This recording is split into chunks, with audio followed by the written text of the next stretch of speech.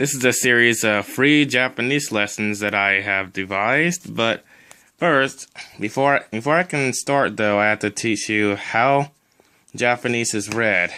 First off, unlike English, Japanese is read from up to down and from right to left. So basically, you start at the top right portion of the page, and then you read down. And then when you get to the end of that line, you go to the next line to the left and continue reading. It can also be read from left to right, though, like in English, and that's actually very common, especially online, like on websites. Now, unlike most lessons for teaching Japanese, I'm going to teach you hiragana and katakana at the same time. Hiragana is a writing system used for basically Japanese native words, while katakana is used for words of other origin, basically like loan words. This is how you write the hiragana letter A, which is pronounced like the A in father, ah. It's written like this. The letter I is always pronounced like the double E in the word feet, E, and it's written like this. The letter U is always pronounced like, the letter U is pronounced sort of like the double O in foot, U, and it's written like this.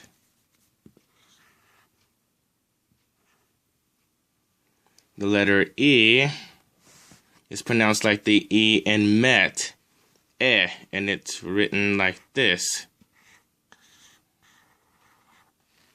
The letter O is pronounced like the OA in boat, O, and it's written like this.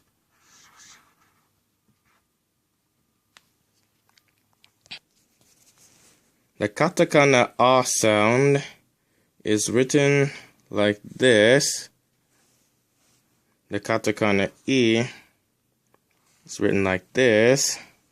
The katakana U is written like this. The katakana E is written like this.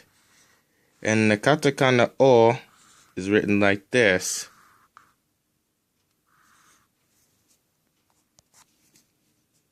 Even though there technically is no V sound in the Japanese language, for loan words, in order to replace the V sound, you can do something special to the letter U. You can add this symbol to the top right of it. This is called docten, and it's used for changing consonants, but in this special case, it can change the U into a V sound. You can only do this in katakana, though. You can't do it in hiragana. To put a vowel behind the V sound, you write a lowercase one. For example, this makes the va sound. If you put a lowercase I next to it, it would make a V sound, etc. And now for the K sounds. Ka is written like this. Ki is written like this. Ku is written like this. Ke is written like this.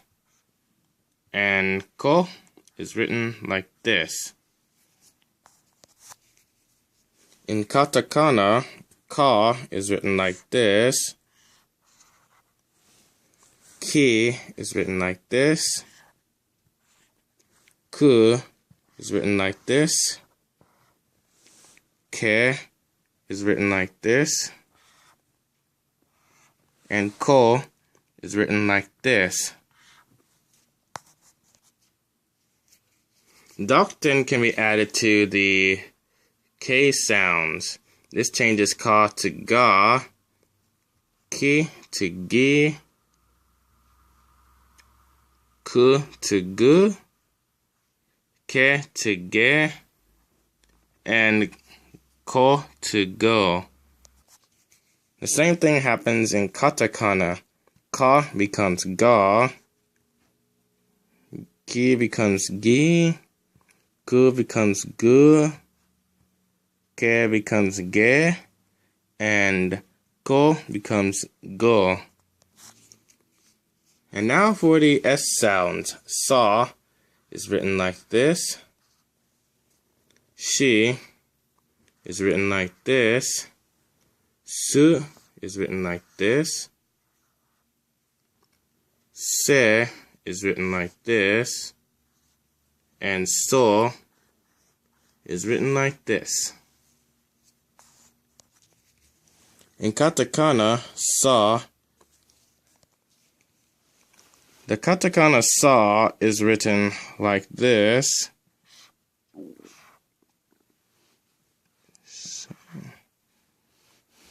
She is written like this. Su is written like this. Se is written like this. And so is written like this.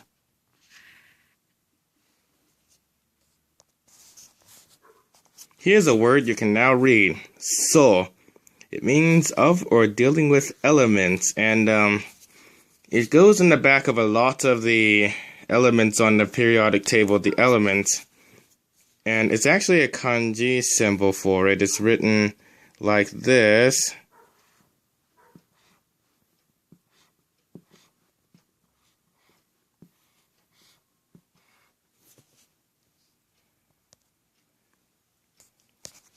Let me start over. I made a mistake. It's actually written like this.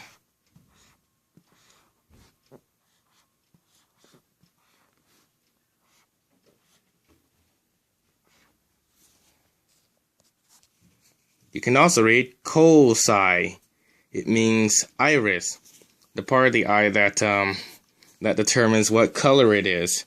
There's also a kanji symbol for that, and it's written like this.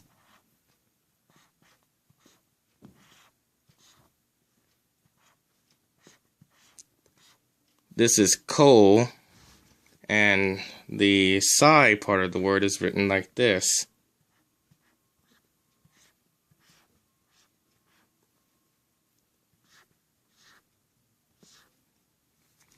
Speaking of which, whenever you see hiragana words on top of a kanji symbol, that's called furigana. It's a pronunciation guide helping you to pronounce a word that you may or may not be familiar with. This is actually very common on TV shows. And it also helps that you've never seen the word before, because now you know how to pronounce it. If you add dakten to the sa sound, it becomes za. She becomes ji. Zu is now z. Se is now ze, and so is zo. The same thing happens in katakana.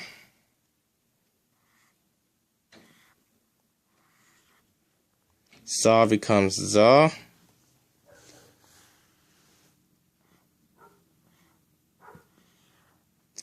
She becomes ji.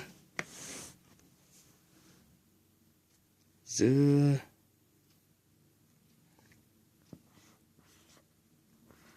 Su becomes z.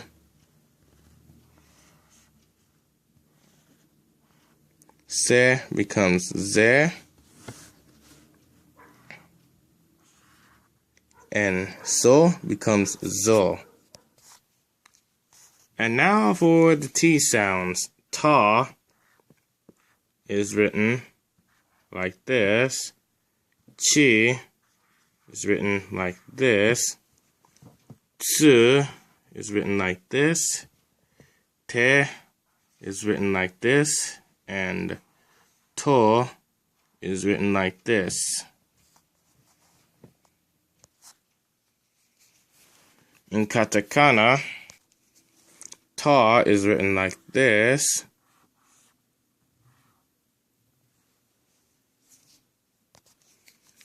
Chi is written like this. Tsu is written like this. Te is written like this. And to is written like this.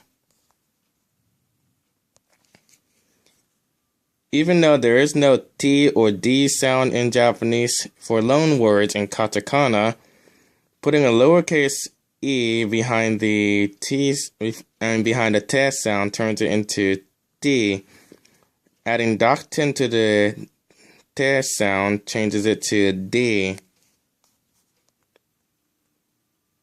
In hiragana and in katakana, when there's a lowercase tsu, it doubles the consonant of the symbol that goes behind it. What that means is the way that this is pronounced tate, and it's a command it's commanding someone to stand up. However, if you add a lowercase tsu between these two words, it becomes tate, which is like asking someone to stand up. The difference is this. There are two T's. The first T is at the end of the first syllable. The second T starts the next syllable. So it's kind of like this. Tate instead of just tate.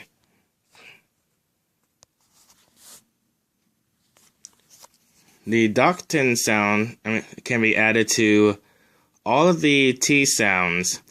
Ta changes to da. Chi becomes ji. Tsu becomes z. Te becomes de. And to becomes do. The same thing can happen in katakana. Ta becomes da. Chi becomes ji. Tsu becomes z. Te becomes de. And to becomes do. One thing you're probably wondering right now is why is it that when dakten is added to shi and chi, they both become ji, and the same thing for z and tsu, and how do you tell the difference? Well, I'm not sure why both of them are written in English as the same thing, because if you ask me, when chi is written, when dakten is added to chi, it sounds more like it would be something like G, something like that. And I actually think it would make more sense if it was written in Romaji like that. Romaji, by the way, is Japanese written in English letters so that a foreigner can read it.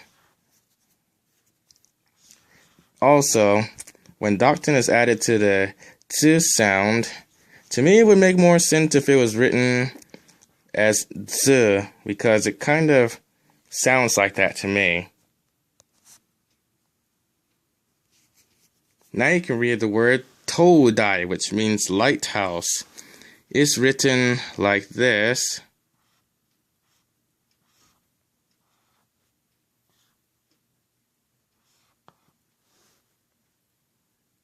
Dai.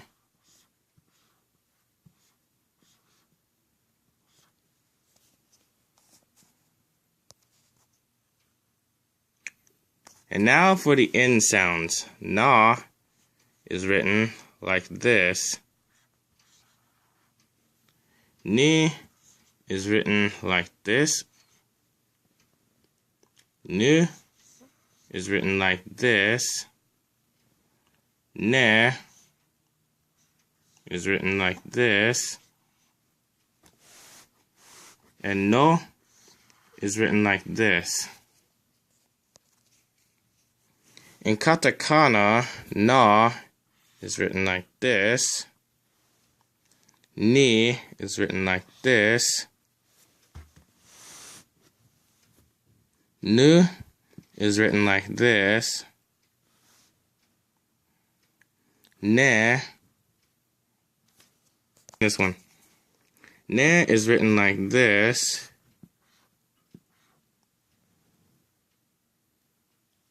And no is written like this. Now you can read this word.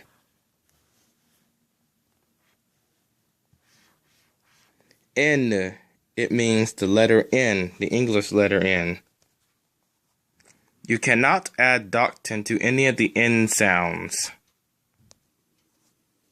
And now for the H sounds. Ha is written like this. He is written like this. Hu is written like this. And this is the hardest hiragana symbol for me to write. Hu can be written in English as either hu or fu, but it's always pronounced hu. He is written like this, and oh, that's the wrong one. Ho is written like this. Adding doctin to the H sounds change them into B sounds. Ha becomes ba, he becomes B, hu becomes bu, he becomes be, and ho becomes bo. Now, something really special about the H sounds, if you put a circular version of the doctin symbol over the H sound, it becomes a P sound. So ha is now P. Ha is now pa. He is P. Hu is pu. He is pe. And ho is po. In katakana, ha is written like this. He is written like this. Hu is written like this. He is written like this. And ho is written like this. Just like in hiragana, adding doctin changes the H sounds into B sounds. Ha is now ba. He is now B. Hu is now bu. He is now be. And ho is bo. And of course, adding a circular version of the doctin sound changes the ha sound to pa. He is P. Hu becomes pu. He becomes pe. And ho becomes po. In katakana, additional sounds can be added to the hu sound to put a different vowel behind it for loan words. If you put a lowercase a behind the fu sound, it becomes fa. Putting a lowercase e behind it changes it to fi. This stays the same, of course. Putting a lowercase e behind it makes it fe. And putting a lowercase o sound behind it changes it to fo. Here's another word you can now read. Hiso. It means arsenic, which is an element. And now for the M sounds. Ma is written like this. Mi is written like this. Mu is written like this. Me is written like this. And mo is written like this.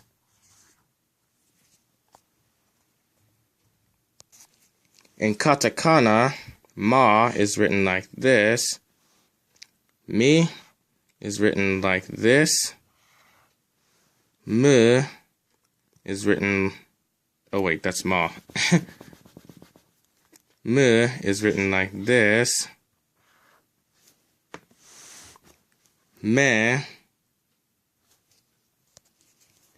is written like this.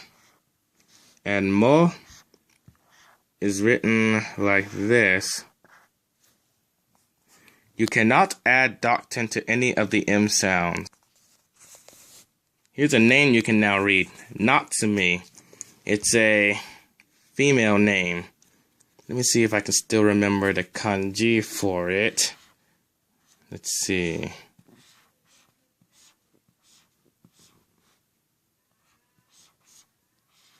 Natsu.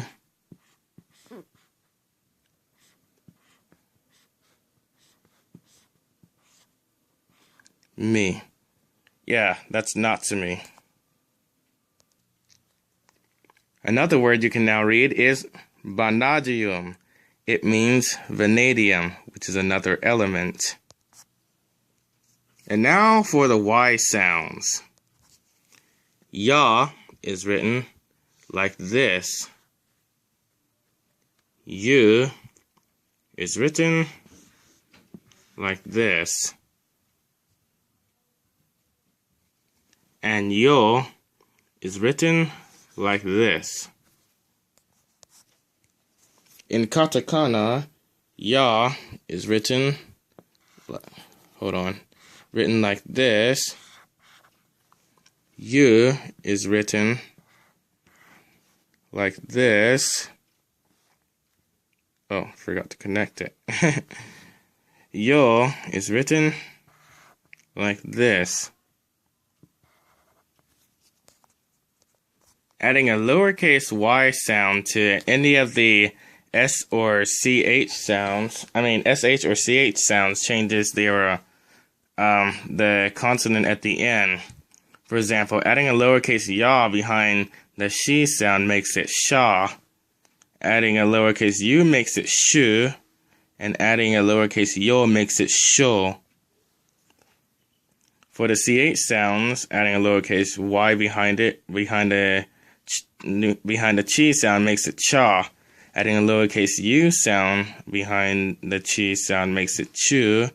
And adding a lowercase yo sound behind it makes it cho. A lowercase y sound can also be added behind all of the other symbols that have a y sound behind them. For example, adding a lowercase y behind the hi sound makes it hya, or hyu, or hyo, etc. This word is hyaku, which means 100, and it's written like this.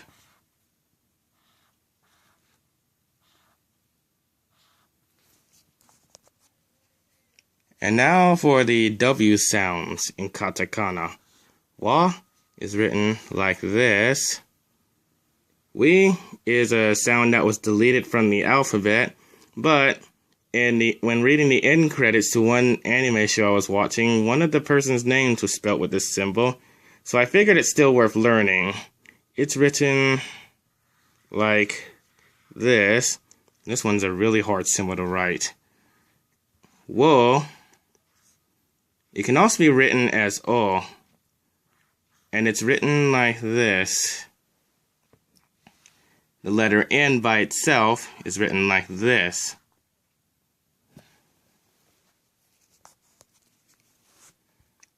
The letter Wa in katakana is written like this. We. Again, this is deleted from the alphabet, but one company uses it to spell the word whiskey, so I figure it's still worth learning. Wo.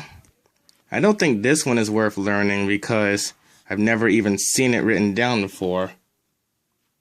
Hold on, did I write it correctly? Oh no, I didn't write it correctly. Hold on.